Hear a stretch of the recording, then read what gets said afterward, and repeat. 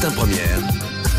L'invité du 7-9. Et notre invité, c'est donc Frédéric Louveau, spécialiste du Brésil, chercheur à l'ULB. On va revenir sur les manifestations hier dans plusieurs grandes villes du Brésil. La population dénonce à la fois l'inflation, mais aussi des dépenses jugées trop importantes pour la Coupe du Monde de football. Bertrand Haine. Bonjour Frédéric Louveau. Bonjour. Vous êtes donc chercheur à l'ULB, vous avez écrit Atlas du Brésil, promesses et défis d'une puissance émergente. Hier soir, un grand quotidien brésilien titrait « Le Brésil se réveille ». Que se passe-t-il au Brésil, Frédéric Louveau ? Oui, le climat est orageux en ce moment au Brésil aussi, avec des grands mouvements sociaux, des mobilisations sociales dans plusieurs grandes villes comme Rio de Janeiro, São Paulo.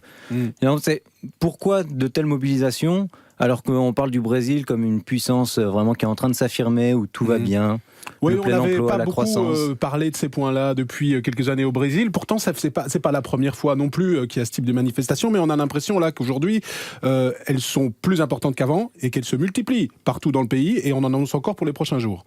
Oui, ça peut paraître même surprenant vu de l'étranger, mais finalement, il y a plusieurs éléments qui nous permettent de comprendre ça.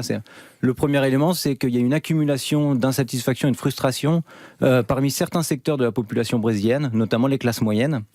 Après, il y a quand même un contexte qui est hyper favorable à ces mobilisations. En ce moment, les médias internationaux ont les yeux rivés sur le Brésil. Qui organise la Coupe des Confédérations. Oui, qui est la Coupe des Confédérations, qui a commencé il y a quelques jours, et qui, à mon avis, a tort, mais est présentée comme une répétition générale pour la Coupe du Monde de 2014. Donc là, tous les médias regardent le Brésil, et puis en Europe, on le regarde un peu jalousement. On dit, tiens, s'il y avait un faux pas du Brésil, on ne manquerait pas de le souligner. Et donc là, il y a ces mobilisations qui, d'un côté, profitent de ce climat vraiment international, et du fait que tous les médias internationaux aient les yeux rivés sur le Brésil. Et d'un autre côté, on a finalement aussi ces frustrations, ces insatisfactions qui ressortent avec un effet déclencheur, un élément déclencheur qui a été l'augmentation dans plusieurs villes des prix des transports, du coût des transports. Une augmentation qui peut nous paraître vraiment minime, de quelques centimes d'euros, mais qui a mis le feu aux poudres. Ça a mis le feu aux poudres, les Brésiliens sont sortis dans la rue, ils ont été réprimés partiellement par la police lorsqu'ils ont fait leur première manifestation. Assez durement, et d'ailleurs un petit peu comme en Turquie, c'est aussi ça qui explique le déclenchement de toutes ces manifestations, c'est que la police a été jugée dans sa répression beaucoup trop dure. Oui, et puis le Brésil, les Brésiliens sont encore traumatisés par la période de dictature du régime autoritaire qui s'était terminée en 1985. Mais c'est difficile de comparer avec la Turquie dans la mesure où là, le pouvoir, le gouvernement fédéral du Brésil a réagi de manière très démocratique. La première réaction de la présidente Dilma Rousseff, c'était de dire vous avez complètement le droit de vous mobiliser. Je privilégie la liberté d'expression, la liberté de mobilisation, et le gouvernement qui essaie de s'assurer maintenant qu'il n'y aura pas plus de débordements du côté de la police. Oui, vous avez dit l'élément déclencheur, c'était cette augmentation dans les transports publics, alors que s'organise pour l'instant la Coupe des Confédérations, grande répétition, même si on a peut-être tort de le présenter comme ça, du Mondial 2014. Mondial 2014 que manifestement beaucoup de manifestants trouvent trop cher. Est-ce que le Brésil est en train de s'acheter une posture internationale, puisqu'il va aussi organiser les Jeux Olympiques en 2016, mais en sacrifiant l'intérêt général et notamment les services publics?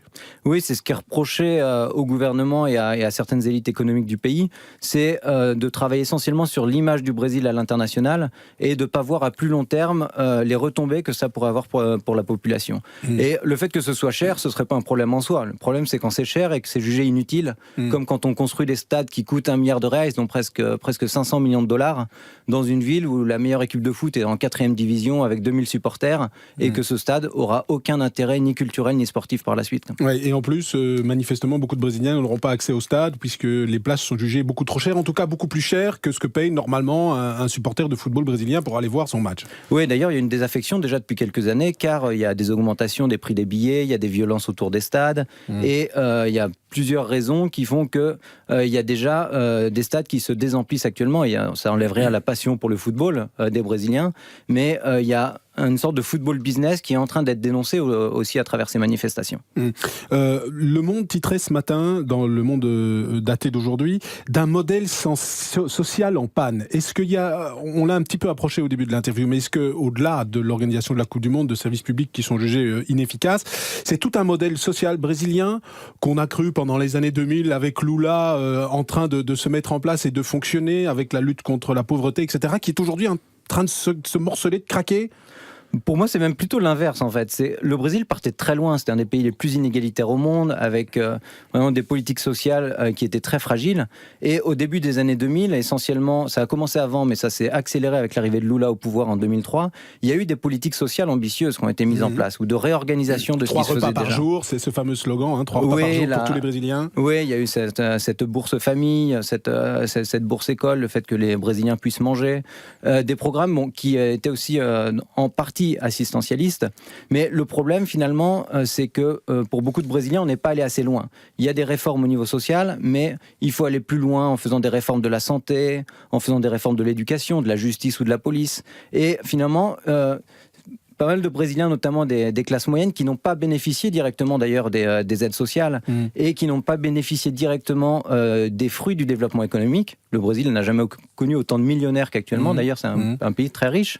Mais ces classes moyennes se sentent un peu frustrées, elles se sentent un peu compressées et elles demandent des réformes de fond et elles disent Lula comme Dilma Rousseff n'ont pas été assez courageux dans leurs réformes. Oui.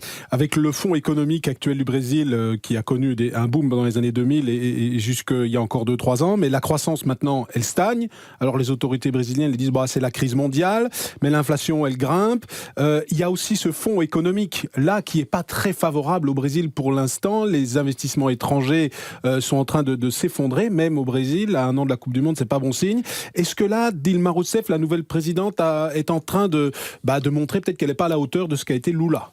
Oui, ça c'est un problème qui alimente aussi les tensions. C'est-à-dire que depuis plus d'un an maintenant, on a un tassement de la croissance et on a eu 10 ans d'une croissance assez soutenue qui a généré de nouvelles attentes et qui a eu des résultats quand même importants. Plusieurs dizaines de millions de personnes qui sont sorties de la pauvreté. Et quand Dilma Rousseff est arrivée au pouvoir, elle a succédé à Lula, c'est dans la pure continuité de Lula. Elle a été désignée par Lula d'ailleurs. Désignée. Alors, elle a été élue quand même, mais elle a été désignée comme candidate et Lula a beaucoup travaillé pour qu'elle soit élue.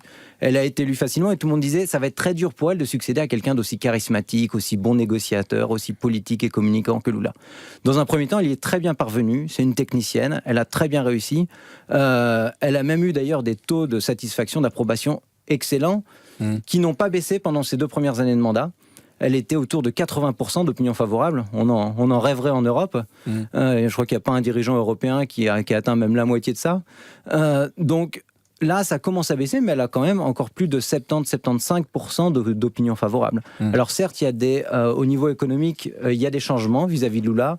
Une politique peut-être plus dirigiste, plus étatiste, qui fait fuir certains capitaux internationaux et qui peut ralentir à certains niveaux l'activité. Mais c'est quand même une politique économique qui suit un ralentissement peut-être mécanique, mais qui reste dynamique. Oui. Autre point important, on en a évoqué les violences policières, elle s'explique aussi globalement par la mise sous pression du Brésil pour organiser une Coupe du Monde dans des conditions de sécurité optimales, et ça fait plusieurs années maintenant que la police brésilienne, d'ailleurs, à grand renfort de communication aussi, montre qu'elle va dans les favelas, nettoyer les favelas, c'est les termes qui sont utilisés par la police même. Est-ce qu'aujourd'hui la situation sécuritaire du Brésil est meilleure à un an de l'organisation de la Coupe du Monde? La situation sécuritaire, elle est meilleure dans certaines villes. Et ça peut paraître étrange, mais les villes les plus sûres actuellement du Brésil, ce sont les grandes villes, la capitale économique São Paulo, Rio de Janeiro. Celles où on va organiser la Coupe du Monde. Alors c'est pas lié à ce que finalement les médias brésiliens ou la police appellent le nettoyage, qui est finalement faire des grandes actions pour montrer qu'on agit, mais qui finalement on pourrait faire essentiellement de déplacer la violence plus que de régler les problèmes de fond. Mais il y a un problème qui est quand même assez important, qui est une diffusion de l'onde de violence sur tout le territoire brésilien. Maintenant, les villes moyennes sont aussi touchées par la violence. Ce sont les villes essentiellement dans les régions les plus pauvres du nord-est du Brésil qui sont en train de devenir les villes les plus violentes, et c'est là où il y a des problèmes importants. Oui, le Brésil qui est en chiffre absolu le pays le plus meurtrier du monde, avec 200 millions d'habitants certes, mais c'est le pays où il y a le plus de meurtres commis par an, et notamment en 2012. Une dernière question, l'avenir de ce mouvement, est-ce qu'on peut parler d'une sorte de printemps tropical déjà, ou est-ce que c'est des manifestations qui sont destinées à se terminer dans les prochaines semaines? Comment vous voyez ça? Oui, donc il y a encore eu une manifestation importante hier à São Paulo, avec les mouvements pacifiques qui ont été vite débordés par certains éléments violents. Mais il y aura une journée test qui sera demain, jeudi, avec une grande manifestation à Rio de Janeiro. Et je pense que le mouvement va ensuite s'essouffler assez rapidement, puisqu'il n'y a pas une unité en termes de revendications. Merci.